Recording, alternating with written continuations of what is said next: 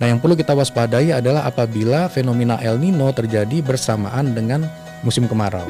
Karena kemarau kita seperti tahun ini akan lebih panjang, lebih intens ya, dan lebih kering dibanding rata-rata 30 tahun terakhir. Nah, periode El Nino sendiri bisa jadi 3-7 tahun sekali, tergantung kan ini dinamika atmosfer global ya. Jadi kita terjadi 2015 ya, sangat cukup besar waktu itu, 2019, 2023, nah sekarang 2026 terjadi lagi El Nino. Stand by. On the record. Halo Sobat Antara, ketemu lagi dengan saya Suwanti di podcast Antara On The Record. Sobat Antara, belakangan sadar nggak sih kalau kita mendapat banyak kabar atau berita soal El Nino Godzilla? Wah, ini dari namanya aja sudah terkesan agak menyeramkan gitu ya. Nah, tapi daripada kita salah menduga, salah memaknai soal El Nino Godzilla ini, gimana kalau kita ngobrol langsung dalam podcast kali ini dengan ahlinya? Tentu saja ada Kepala Badan Meteorologi, Klimatologi dan Geofisika BMKG, Bapak Teguh Faisal Fatoni. Apa kabarnya Pak Faisal? Baik Mbak Wanti. Sehat ya Pak ya?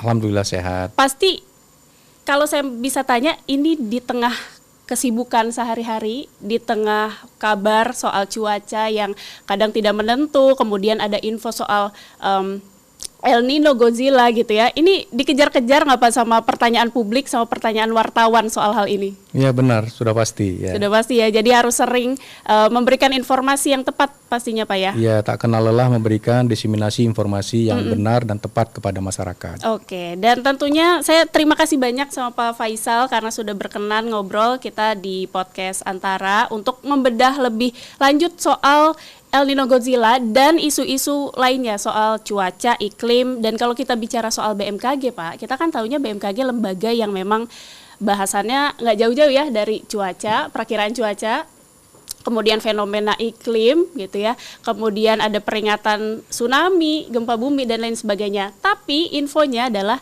BMKG ini skopnya ternyata luas ya Pak. Betul. Lebih dari itu ya? Iya, lebih luas dari itu. Boleh Pak dikasih tahu untuk Sobat Antara seperti apa sebetulnya yang dilakukan sama BMKG ini? Ya, jadi peran BMKG sendiri sesungguhnya sangat luas ya, yaitu untuk mendukung pembangunan semua sektor di Indonesia.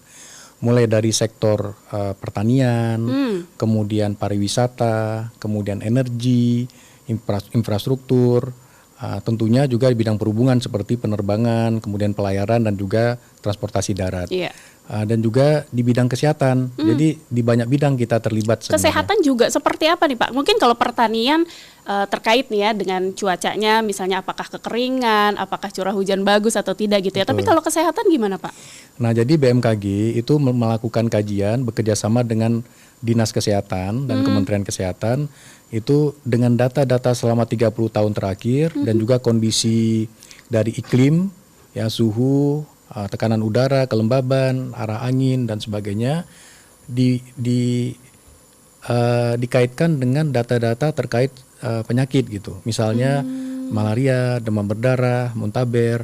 Nah, kita dapat memprediksi minggu depan kira-kira nih di DKI kecamatan mana atau kelurahan mana yang nantinya akan rawan terjadinya demam berdarah misalnya. Oke. Maka nanti fogging kita pusatkan di sana. Tidak hanya di DKI, juga ada di Yogyakarta, ada di Bali. Jadi bidang kesehatan juga kita banyak terlibat karena tentunya penyakit-penyakit ya, inspeksi saluran pernapasan itu terkait dengan tapi cuaca jujur juga. Kalau yang ini yang terkait sama kesehatan saya baru tahu nih dari penjelasan Pak Faisal gitu ya, karena selama ini kan kita taunya yang terkait dengan cuaca, let's say tadi tentang pertanian, kemudian transportasi, darat, laut, udara begitu ya, yang sangat bergantung sama cuaca. Tapi ternyata kesehatan juga bisa terkait dengan hal itu ya Pak. Betul. Kalau masyarakat di Indonesia sejauh ini, kalau Pak Faisal melihatnya seperti apa sih, sudah melek gitu ya sama informasi yang diberikan sama BMKG ini? Tentunya kalau kita berbicara kemampuan masyarakat untuk memahami informasi kan berbeda-beda. Tapi tidak henti-hentinya kami memiliki 191 UPT atau stasiun di seluruh Indonesia dengan 5.000 lebih pegawai itu terus masuk, kemudian mempelajari keunikan, mempelajari sosial budaya di daerah tertentu untuk menyampaikan informasi sebaik-baiknya. Kita juga melakukan sekolah lapang cuaca nelayan, sekolah lapang iklim, dan sekolah lapang gempa dan tsunami yang sangat masif di seluruh Indonesia. Itulah kita menyampaikan informasi-informasi kepada masyarakat agar lebih paham. Iya, jadi memang untuk praktiknya bisa lebih dipahami begitu ya Pak sama masyarakat tadi. Nah, bicara soal informasi yang dikonsumsi sama masyarakat begitu ya. Ini kan juga belakangan disebut kalau ini BMKG sudah menyebut ini udah masuk musim kemarau nih. Tapi kok hujannya masih turun gitu. Kadang ini yang menjadi pertanyaan yang sering dilontarkan sama publik nih, termasuk saya sendiri gitu ya. Ini katanya udah musim kemarau. Di 1, 2, 3 hari kita merasakan, wah panas sekali kan Pak cuacanya. Tapi next day, loh kok hujan gitu ya. Sebetulnya apa sih yang bisa kita analisis dari fenomena ini? Ini satu anomalikah atau memang hal yang normal sebetulnya kayak gitu? Ya. Variasi harian dari cuaca itu sebenarnya hal yang normal. Ya, terutama itu terkait dengan gerakan semu matahari, terutama misalnya di Pulau Jawa, matahari akan melintasi di bulan April, Mei, dan September, Oktober. Nah, ketika dia melintasi Pulau Jawa misalnya, itu radiasinya akan terjadi sehingga nantinya akan terjadi cuaca yang lebih panas. Tapi yang paling tinggi kondisi radiasinya adalah di bulan terutama di September, Oktober, karena itu di akhir musim kemarau, awan juga lebih sedikit sehingga kita langsung terkena cuaca panasnya ya. Nah, saat ini kita mengalami namanya periode peralihan atau pancaroba. Oh iya. Ya, dari musim sering banyak penyakit tuh hujan ya Pak. Dari musim hujan ke musim kemarau. Nah, ini tentunya juga akan membuat kita sering mengalami perubahan cuaca yang lebih sering secara harian gitu ya. Oke, tapi kalau juga bicara soal musim kemarau tadi, saya mau mengutip dulu data dari BMKG. Jadi per 31 Mei BMKG menyebut kalau ada sebanyak 28,6% wilayah di Indonesia yang sudah masuk ke musim kemarau. Sementara sisanya ada 55,2% ini masih mengalami musim hujan. Memang ada apa ya, semacam runtutannya begitu ya, wilayah mana yang sudah masuk musim kemarau duluan, wilayah mana yang masih musim hujan dan lain sebagainya, atau memang seperti itu Pak? Benar sekali Mbak Wanti. Jadi Indonesia itu memiliki, kita bagi dalam 699 zona musim. Jadi satu daerah itu berbeda dengan daerah lain. Itu berdasarkan apa? Berdasarkan banyak pertimbangan ya. Berdasarkan banyak pertimbangan, geografisnya, kemudian posisinya apakah dekat dengan laut atau lebih di dataran tinggi dan sebagainya. Jadi dari 699 zona musim ini berdasarkan kesamaan pola hujan juga ini. Jadi kalau musim kemarau terjadi di Indonesia itu dimulai dari timur. Jadi dimulai dari Nusa Tenggara Timur, Nusa Tenggara Barat, Bali, kemudian Jawa khususnya di pesisir, naik ke Sumatera bagian selatan, baru yang lainnya. Jadi memang proses masuknya musim kemarau di Indonesia itu bertahap. Nah, jadi ada di bulan Mei, ada bulan April, Mei, Juni dan seterusnya. Tapi puncak musim kemarau nanti hampir sebagian besar wilayah Indonesia adalah di Agustus. Berbarengan di Agustus. Ada yang Agustus, ada yang September juga. Jadi masih tergantung zona musim tadi. Nah, biasanya kami merilis climate outlook ya, tentang bagaimana iklim satu tahun ke depan, atau merilis tentang kemarau dan sebagainya. Itu kita memberikan info yang sangat detail terkait dengan zona musim masing-masing wilayah.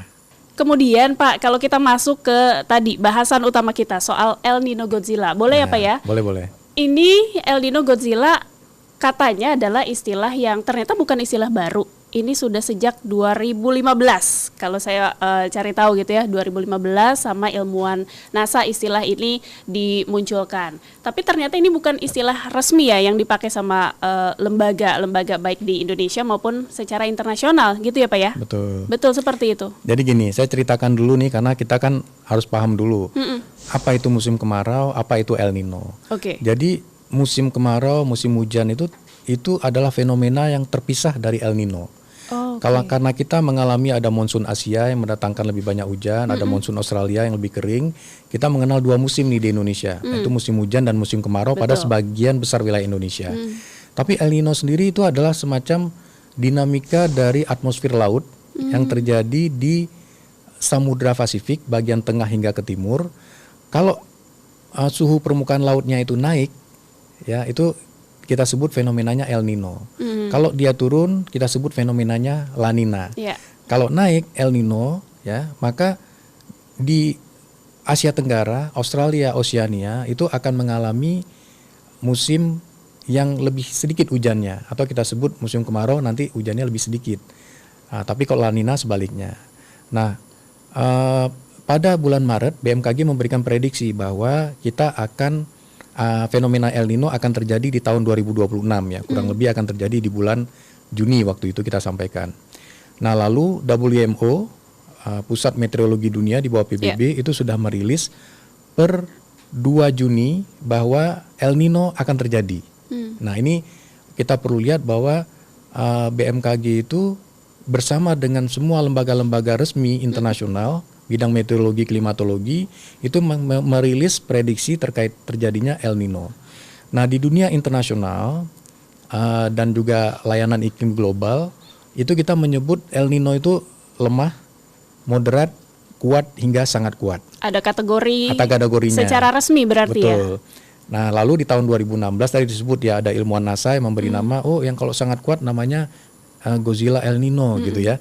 Tapi itu bukan istilah yang baku sebenarnya, bukan istilah yang digunakan oleh kantor-kantor layanan publik dunia. Kita menggunakan istilah yang mungkin karena dia supaya lebih mudah dipahami digunakan Godzilla, tapi kita tidak menggunakan itu, standar internasionalnya itu dengan level tadi ya, kategori tadi. Nah, sekarang kita masuk di indeks ENSO-nya itu sudah +1, artinya El Nino akan terjadi, tapi karakteristiknya moderat itu peluangnya adalah 96%, sedangkan kuat peluangnya adalah 60%. Tapi El Nino ini harus diketahui, dia tidak terjadi seberapa lama terjadinya, gitu ya. Dia terjadinya, periode El Nino itu adalah 9 sampai 12 bulan. Jadi nanti di bulan Mei tahun depan kurang lebih itu El Nino akan berhenti, akan tidak aktif lagi fenomenanya. Nah, yang perlu kita waspadai adalah apabila fenomena El Nino terjadi bersamaan dengan musim kemarau. Karena kemarau kita seperti tahun ini akan lebih panjang, lebih intens ya, dan lebih kering dibanding rata-rata 30 tahun terakhir. Nah, periode El Nino sendiri bisa jadi 3 sampai 7 tahun sekali. Tergantung kan ini dinamika atmosfer global ya. Jadi kita terjadi 2015 ya, sangat cukup besar waktu itu, 2019, 2023, nah sekarang 2026 terjadi lagi El Nino. Oke, boleh ditekankan dulu Pak, tadi kan disebut ada kategori-kategorinya, kemudian yang prediksi bahwa El Nino ini El Nino Godzilla gitu ya, berarti masuk ke kategori? Sangat kuat. Sangat kuat ya, untuk penguatan bahwa dia masuk sangat kuat, tapi untuk tahun ini semua lembaga meteorologi dunia tidak ada yang memprediksi dia sampai sangat kuat, ya. Tapi dia masuk ke itu di peluangnya. Kalau moderat 96%, kalau kuat itu 60%. Tapi kalau tadi saya katakan musim kemarau lebih panjang dan hujannya lebih sedikit, lebih rendah dari rata-rata 30 tahun terakhir. Rata-ratanya loh ya. Karena bisa jadi di tahun 2015 lebih rendah lagi, bukan yang terparah dalam 30 tahun terakhir. Karena sering nih salah kutip, Mbak Wanti, saya mengatakan dari rata-rata 30 tahun terakhir dikutip kemarau dengan El Nino tahun ini adalah yang terparah dalam 30 tahun terakhir. Nah, bukan begitu. Tapi yang benar adalah memiliki periode yang lebih panjang dan kondisi yang lebih kering dibanding rata-rata 30 tahun terakhir. Oke, berarti kalau kemarau di tahun ini lebih panjang dan lebih kering, itu kan berarti ada satu intensitas yang harus diwaspadai juga. Betul. Nih Pak. Kemudian dampaknya mungkin ya kalau kita bicara soal untuk kehidupan masyarakat akan seperti apa sih selain yang sudah kita mulai rasakan mungkin ya, lebih panas, matahari kok kayaknya ada double nih gitu ya, jadi kita menjadi terlalu kepanasan gitu ketika berada di luar ruangan. Tapi sebetulnya dampak apa aja sih yang bisa dimunculkan sama fenomena alam ini? Ya, ini yang paling penting ya, karena fenomena alam itu adalah sesuatu yang terjadi dan kita harus paham bagaimana memitigasi dan adaptasi dengan itu. Jadi kalau kita mengalami musim kemarau yang bersamaan dengan El Nino tahun ini, maka akan terjadi yang kita harus waspadai adalah terjadinya krisis air. ya. Kemudian juga krisis air baik itu air bersih maupun irigasi, ya. Kemudian juga krisis dengan kebakaran hutan dan lahan yang mungkin dapat terjadi. Munculnya penyakit-penyakit karena kalau lebih kering itu wabah itu lebih senang gitu ya. Jadi akan lebih berpotensi terjadinya wabah penyakit. Kemudian juga akan mempengaruhi sendi-sendi kehidupan kita karena kalau kondisinya panas, mungkin produktivitas kita juga rendah. Untuk pertanian juga tidak seproduktif ketika di musim yang lebih basah, sehingga itu mempengaruhi perekonomian juga secara langsung maupun tidak langsung. Betul. Bahkan kami juga sering diundang oleh Bank Indonesia dan berbagai lembaga untuk membahas tentang inflasi. Bayangkan BMKG juga ikut terlibat memikirkan tentang pertumbuhan ekonomi, bagaimana climate risk ini dapat menentukan investasi di masa yang akan datang. Iya, artinya kalau mungkin kita balik lagi mengulang ke pembahasan kita di awal, memang terkait iklim dan cuaca ini berpengaruh besar dan skopnya sangat banyak begitu ya Pak, sangat luas untuk kehidupan kita sehari-hari, praktik di kehidupan sehari-hari kita banyak dampaknya gitu berarti ya Pak ya. Betul, multisektor ya. Multisektor. Tapi ketika kita bicara soal El Nino yang menyebabkan kemarau 2026 ini jadi lebih kering, jadi lebih panjang gitu. Ada wilayah-wilayah tertentu nggak yang harus jadi perhatian, khususnya sama stakeholders begitu ya? Mungkin pemerintah akan lebih ngasih prioritas ke wilayah tertentu, atau memang seluruh Indonesia harus waspada nih sama El Nino ini? Nah, jadi masyarakat perlu tahu ini tentang informasi penting ini ya, bahwa El Nino itu mempengaruhi Indonesia itu khususnya di bawah garis khatulistiwa, yaitu bagian selatan Indonesia.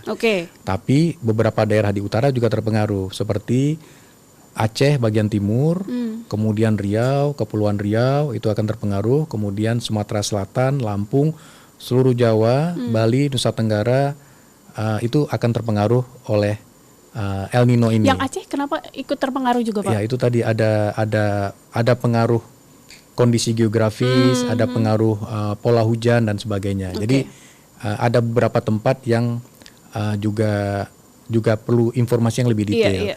Tapi untuk Kalimantan sendiri bagian utara itu zona 1 musim, tidak terpengaruh. Kemudian nanti di Papua bagian selatan juga akan terpengaruh. Jadi beberapa daerah kalau sederhananya itu adalah kira-kira di bawah garis khatulistiwa itu yang lebih terdampak dengan El Nino. Tapi perlu dicatat nih Mbak Wanti, kadang-kadang saya mengatakan El Nino itu periodenya 9 sampai 12 bulan. Lalu ada masyarakat yang menangkap, wah berarti kita kemaraunya panjang sekali. Bukan begitu. Enggak juga ya. Kemarau nanti di bulan Oktober, November sudah mulai musim hujan, dan El Nino itu tidak memberi pengaruh signifikan lagi terhadap musim hujan di Indonesia. Tidak. Jadi akan normal saja nih musim hujannya. Normal saja, musim hujan normal saja. Dan jangan disampaikan ini periode El Nino, makanya saya katakan El Nino itu hal yang berbeda dengan hal yang terpisah tadi ya, dengan ha. musim hujan dan musim kemarau. Jadi bukan artinya kita kemarau sampai Mei tahun depan loh ya, karena El Nino-nya 9 sampai 10 12 bulan. Tapi El Nino ini akan mempengaruhi musim kemarau di Indonesia hingga Oktober kira-kira. Oke. Kemudian untuk wilayah-wilayah tadi nih Pak, di bawah garis khatulistiwa kan, secara khusus gitu ya, dengan beberapa daerah yang masuk secara khusus juga. Apa yang bisa dilakukan sebetulnya? Baik sama pemerintah, mungkin dari BMKG juga ya, selain mengabarkan, menginformasikan bahwa ini nih yang harus diwaspadai, tapi apa yang bisa kita mitigasi sebetulnya sebelum El Nino ini ngasih dampak pada kehidupan kita? Ya, jadi ada beberapa aspek ya. Yang pertama, ketersediaan air. Tentunya kita harus dapat menggunakan air dengan cermat dan juga efisien. Kemudian kita tingkatkan tampungan-tampungan air di waduk, di bendungan. Kita punya 220 bendungan nih seluruh Indonesia. Jadi pada saat sekarang masih ada awan, kita bisa melakukan operasi modifikasi cuaca, kita bisa menampung di waduk-waduk ya, di bendungan-bendungan hingga nanti bisa dipakai untuk irigasi di musim kemarau. Kemudian juga kebakaran hutan dan lahan. Ada 6 provinsi yang selalu menjadi fokus, kebetulan dikoordinatori oleh Menko Polkam, yaitu Riau, Jambi, Sumatera Selatan. Lalu kalau di Kalimantan adalah Kalimantan Barat, Kalimantan Tengah, dan Kalimantan Selatan. Ini adalah daerah-daerah yang rawan terhadap kebakaran hutan dan lahan. Sehingga kita memantau bersama dengan Kementerian Lingkungan Hidup dan Kementerian Kehutanan bagaimana dengan fluktuasi dari penurunan muka air tanah di gambut. Kalau dia sudah turun signifikan, kita lakukan operasi modifikasi cuaca untuk menaikkan lagi airnya. Sehingga sekarang mulai tahun 2015 ada perubahan paradigma dalam penanganan kebakaran hutan dan lahan. Kalau dulu terbakar baru kita padamkan. Betul. Kalau sekarang sebelum terbakar kita prevent dulu, jangan sampai Oke, kita cegah dulu ya. Betul. Jangan sampai terjadi kebakaran lahan itu. Iya. Dan kalaupun terjadi, supaya nggak meluas mungkin gitu ya Pak ya? Ya, tidak meluas karena kalau kita melakukan waterbombing, pemadaman itu kan biayanya besar dan sebenarnya volume airnya juga tidak terlalu banyak. Tapi kalau kita melakukan modifikasi cuaca itu bisa berjuta-juta liter kubik air jatuh terkontrol dan dia akan menaikkan muka air gambut. Kalau dia jenuh dalam keadaan basah tidak akan mudah terbakar. Sehingga kalau kita lihat sekarang data-data informasi kebakaran hutan dan lahan di Indonesia itu jauh berkurang setelah diberlakukannya strategi baru dalam penanganan yang lebih ke preventif daripada preventif tadi dengan modifikasi cuaca. Saya mau lebih lanjut ke modifikasi cuaca kalau gitu Pak, karena ini menarik ya, modifikasi cuaca atau bisa kita sebut secara awam hujan buatan. Ya, gitu, semacam Pak, ya? itu ya. Ini teknisnya seperti apa sih sebetulnya? Ya, jadi intinya ketika suatu daerah ini sudah mengalami sangat kering ya, sangat kering atau waduk ya atau bendungan kering, itu kita dapat mengisi dengan melakukan modifikasi cuaca, menyebarkan NaCl atau garam hingga nanti awan butir-butir awan itu dapat bertumbukan dan kemudian terjadilah hujan. Tapi di sisi lain misalnya di Jakarta kondisinya sudah rawan banjir nih ya. Kemudian kita mencegah agar air hujan tidak jatuh lagi di Jakarta. Itu kita bisa menjatuhkan di tempat yang lain. Bisa di laut atau hujannya bisa dikirim ya, keluar daerah. Jadi waktu awannya gitu. bergerak kan kita melakukan pemodelan. Nanti kita bisa menjatuhkan hujan di daerah-daerah yang tidak membahayakan di laut atau daerah yang tidak membahayakan. Saya penasaran, ini sebetulnya modifikasi cuaca atau hujan buatan ini sebetulnya kalau di Indonesia sendiri sudah mulai dilakukan sejak kapan sih Pak? Apakah memang ini teknologi yang baru beberapa dekade terakhir kah atau memang sudah lama dari dulu ya? Sejarahnya sangat menarik sebenarnya. Jadi ketika presiden kedua kita Pak Harto waktu itu menganalisis kenapa di Thailand itu sangat maju di bidang pertanian. Lalu diadakanlah kunjungan, kajian ke sana, ternyata sepanjang tahun mereka melakukan hujan buatan, kegiatan hujan buatan. Kemudian presiden kedua waktu itu menunjuk Menteri Negara Riset yaitu Profesor Sumitro Djohadikusumo untuk menjadi pimpinan proyek hujan buatan di Indonesia. Pilot projectnya berarti saat itu. Tahun 77 itu, 1977. Okay. Lalu Prof Sumitro sebagai Menteri Negara Riset menunjuk Profesor B.J. Habibie sebagai ketua tim. SK-nya tersimpan rapi. Nah, di sanalah hujan buatan di Indonesia itu mulai berkembang. Tadinya ada di BPPT, kemudian di BRIN. Per tahun 2024 itu sekarang pindah ke BMKG tanggung jawabnya. Jadi kami bertanggung jawab untuk melakukan modifikasi cuaca di Indonesia dan terus berkembang dengan juga rencananya dengan koordinasi dengan Bappenas dan juga arahan direktif dari Bapak Presiden Prabowo Subianto itu kita juga akan membuat skuadron khusus untuk drone modifikasi cuaca. Jadi secara teknologi memang dari tahun 77 tadi ketika kita bikin pilot project untuk modifikasi cuaca atau hujan buatan sampai ke di tahun 2026 ini ada perkembangan yang signifikan terkait teknologi yang dipakai, Pak? Ya, pelaksanaan operasi modifikasi cuaca itu meningkat secara eksponensial, bukan linear, eksponensial, sangat banyak dan teknologinya pun terus berkembang. Sumber daya manusia kami juga terus diperkuat ke sana, kemudian juga melahirkan bahan semai yang juga sudah canggih kerjasama BMKG dengan BRIN.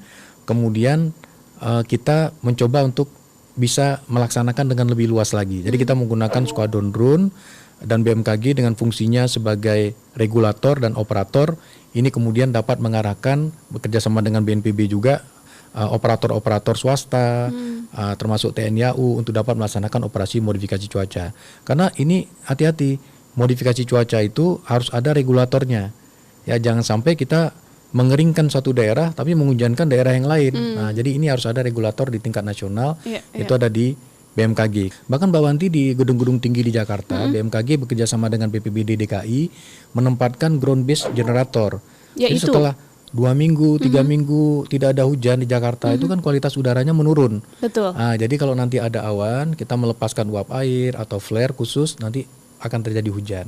Tujuannya adalah untuk meningkatkan kualitas udara karena partikel-partikel yang tadi membahayakan itu bisa Meminimalkan polusi udara berarti ya Pak. Ya. Tapi kalau kita lihat lagi tadi ke sejarahnya adalah karena kan melihat di Thailand tadi disebut ada pertanian Thailand yang sepanjang tahun gitu ya masih oke saja. Dan kalau kita bicara di Indonesia, pertanian kan juga jadi salah satu aspek atau sektor yang juga penting buat kita. Apalagi kita punya sejumlah lumbung pangan, ada 6 titik kalau nggak salah lumbung pangan di seluruh Indonesia. Nah itu nanti untuk kita memitigasi supaya tidak terkena dampak yang terlalu signifikan dari kemarau yang kering, kemarau yang panjang dan intens tadi seperti apa? Selain mungkin modifikasi cuaca, kemudian ada hal lain nggak sih Pak yang bisa dilakukan sebetulnya? Ya, kita melakukan kajian ilmiah, ya. Melakukan kajian ilmiah, kemudian menyampaikan informasi-informasi penting kepada masyarakat, kepada kementerian lembaga terkait seperti Kementerian Koordinator Infrastruktur dan Pembangunan Kewilayahan, Kementerian PU, dan kementerian-kementerian lain, Kementerian Pertanian. Jadi kami mencoba agar terwujudnya pertanian cerdas iklim nih, cerdas iklim ya. Jadi kementerian-kementerian itu mendapatkan informasi data dari kita ya terkait dengan kapan kita akan memulai musim tanam. Jangan sampai ketika kita sudah menentukan menanam suatu varietas tanaman, ternyata ketika sedang butuh-butuhnya air itu terjadi di puncak musim kemarau. Nah, ini akan menurunkan produktivitas sehingga kita menentukan kapan sebaiknya musim tanamnya, varietas apa yang lebih cocok. Jadi kita menggunakan salah satu instrumennya adalah melaksanakan sekolah lapang iklim, semacam training of trainers gitu ya, agar mereka dapat terus menjadi bagi penyuluh pertanian itu banyak juga kita lakukan. Jadi di beberapa daerah memang pada saat terjadi musim kemarau seperti ini dapat melakukan normalisasi sungai, kemudian juga waduk-waduk yang sekiranya mengalami sedimentasi itu dapat segera dikeruk atau dibersihkan atau di flushing gitu. Bahkan tadi kami baru saja diundang oleh Mabes Angkatan Darat ya. Itu ada karena tidak semua sawah di Indonesia itu dapat dialiri oleh irigasi. Sekitar kalau saya tidak salah di bawah 25% yang dialiri irigasi, selebihnya adalah tak ada hujan. Nah, di sana TNI AD mencoba untuk memasang intake di sungai-sungai, kemudian nanti mengalirkan ke daerah yang menjadi lumbung pangan di daerah tersebut. Ada juga menggunakan sumur bor. Nah, ini datanya dari BMKG. Kami akan mensupport datanya di mana dapat diterapkan sungai apa yang kira-kira tidak akan kering di musim kemarau. Itu BMKG mensupport informasi tersebut. Oke. Ya, jadi ini adalah bentuk komunikasi yang mungkin bisa lebih praktikal, sederhana, bisa lebih dipahami masyarakat gitu ya. Karena nggak semua masyarakat bisa memahami dengan curah hujan yang akan terjadi sebanyak apa dan lain sebagainya itu apa yang akan terjadi, apa yang akan berdampak begitu ya pada kehidupan masyarakat itu tadi. Ini saya apresiasi sih BMKG untuk menambahkan potensi dampak tadi ya Pak ya terkait dengan perakiraan cuaca yang terjadi. Nah, kemudian apakah ini juga early warning system yang dipunya sama BMKG juga memanfaatkan, kalau zaman sekarang kita kayaknya nggak lepas dari AI atau artificial intelligence gitu ya, untuk memudahkan sebetulnya kehidupan sehari-hari asal dijalankan sesuai dengan koridornya gitu Pak. BMKG menggunakan AI juga nggak? Ini kalau ditanya apakah menggunakan, ya sangat-sangat menggunakan, karena di Indonesia HPC, high performing computer, kalau bahasa awamnya superkomputer yang tercanggih itu ada di BMKG. Bahkan untuk kantor-kantor meteorologi dunia di Asia Tenggara itu BMKG memiliki superkomputer yang paling bagus speknya, karena kita membutuhkan pemodelan yang juga dengan ribuan senario yang harus akurat dan cepat dalam prosesnya. Salah satu contoh juga penggunaan AI untuk mengcounter hoax terkait dengan informasi cuaca dan iklim. Banyak ya Pak ternyata hoax yang dimunculkan terkait ini. Iya benar, makanya kami dari BMKG mengingatkan masyarakat, BMKG sangat terbuka untuk berinteraksi dengan siapapun. Ada 191 kantor BMKG seluruh Indonesia. kami berharap agar masyarakat Indonesia dapat memanfaatkan informasi-informasi di info BMKG, di kanal-kanal yang kita miliki, agar infonya bisa tepat dan akurat. Ya. Oke. Pak Faisal, terakhir, mungkin ada hal yang bisa disampaikan buat masyarakat, buat Sobat Antara terkait, ini kan tadi kita bicara panjang lebar ya mengenai cuaca, kemudian apa yang bisa dilakukan sama masyarakat, apa yang bisa dilakukan sama stakeholders dan pemerintah, kementerian, lembaga, dan lain sebagainya. Mungkin ini buat masyarakat, apa yang bisa dilakukan untuk menghadapi tadi musim kemarau yang dipengaruhi sama El Nino Godzilla ini, kalau secara istilah nggak resminya nih, seperti apa Pak? Ya, kami menyarankan agar masyarakat tidak perlu panik, ya, tetap tenang, kemudian manfaatkan info-info dari BMKG dengan cermat dan dengan cerdas, ya. Jangan termakan isu-isu hoax, ya, yang akan membuat kita khawatir, sedih, takut, tapi tidak bisa melakukan apa-apa.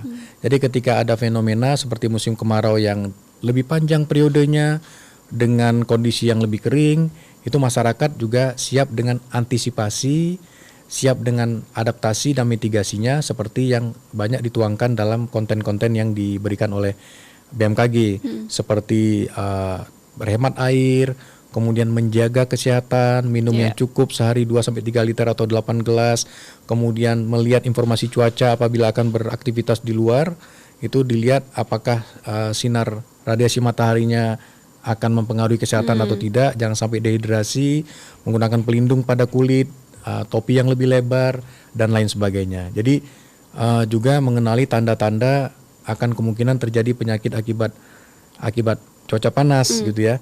Atau ketika kita panas sekali kok tidak berkeringat, kok mual-mual, pusing dan sebagainya, hati-hati dengan heat stroke gitu ya. Jadi itu semua masyarakat perlu mempelajari agar dapat menerapkan informasi-informasi penting dari BMKG ini dalam kehidupannya sehari-hari. Iya, saya setuju. Jadi intinya untuk masyarakat, karena fenomena alam ini nggak bisa kita hindari, yang penting adalah 3 tadi kalau saya mengutip Pak Faisal. Yang pertama adalah antisipasi, kemudian adaptasi, dan juga mitigasi. Betul. Gitu ya Pak ya.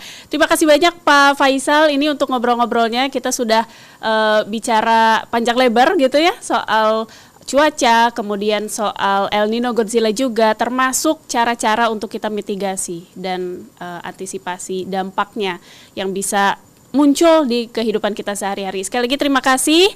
Jangan lupa kalau nanti kita bisa ngobrol-ngobrol lagi di kesempatan yang lain ya Pak ya. Terima kasih Mbak Wanti. Jangan lupa sedia BMKG sebelum hujan. Sedia BMKG sebelum hujan. Udah bukan payung lagi ya BMKG payung, sekarang. Ya. Thank you Pak Faisal. Dan Sobat Antara, itulah ngobrol saya bersama Bapak Teguh Faisal Fatani selaku Kepala BMKG. Jangan lupa untuk menyimak podcast Antara di antaranews.com dan YouTube Antara TV Indonesia. Dan kita akan ketemu lagi di episode podcast Antara selanjutnya bersama para ahli tentu saja. Sampai jumpa.